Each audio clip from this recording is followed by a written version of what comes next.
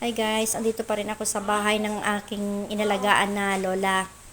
Ako'y halos isang taon din akong tumira dito. Ngayon namatay na si lola.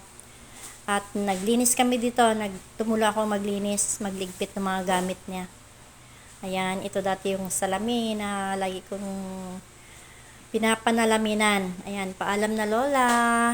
Papaalam lang ako kay lola. Tapos na kaming maglinis.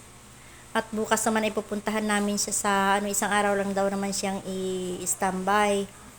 Ayan, namimiss ko siya. Dito siya lagi nakaupo at kumakain. Ayan, kahit madaling araw, kumakain yan. Ayan.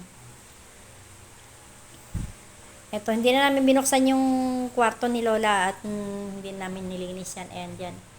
Ayan. Yan, ako uuwi na rin dahil tapos na kami maglinis. Tumulong lang ako dito maglinis. Ito yung mga kasama ni Lola na yan, kaibigan ko. Ayan. Ito yung kasama naming bata. Kaya ako yung uwi na at sila naman ay lilipat naman sa kabila para maglinis. Ayan. Papaalam na kami kay Lola. Malungkot, napakalungkot talaga. Para na rin hindi ibang tao kasi sa amin yan. Nakakamiss. Nakakamiss talaga. Parang lola na namin yan na matanda na, mataray, pero siyempre, matanda na, hindi natin papatulan yan. Love namin yan. Itong kasama ko, nagpupumaganda na yan. At kasi kaliligo lang. Magpapaganda lang yan para maglinis sa kabilang bahay.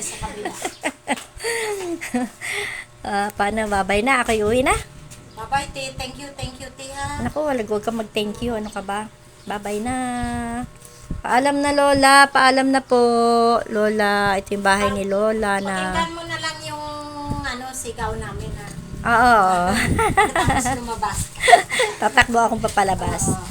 Paano? Thank you sa pananghalian, ha? Ako'y matutulog at ako'y mamaya aalis. Bye-bye.